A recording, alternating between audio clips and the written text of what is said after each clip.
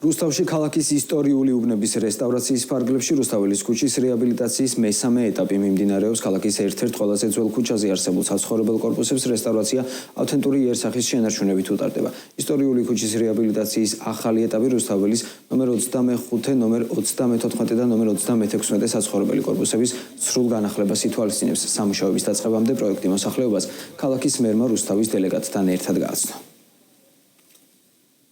თავრობის მხარდაჭერით ვაგრძელებთ ისეთი მასშტაბური პროექტების განხორციელებას, როგორიც არის რუსთაველის ქუჩის მესამე ეტაპის სარეაბილიტაციო სამუშაოები.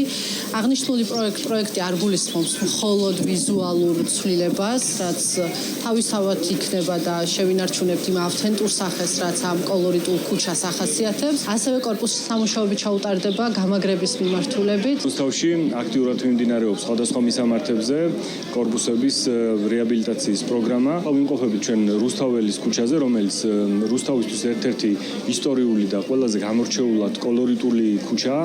აქ მესამე ეტაპის სამუშაოები მიმდინარეობს, აუთენტურ მდგომარეობაში დაბრუნდება ეს კორპუსები. პროექტები ხორციელდება ადგილობრივი თვითმმართველობის ბიუჯეტის და რა თქმა უნდა ცენტრალური ხელისუფლების ფინანსური მხარდაჭერით.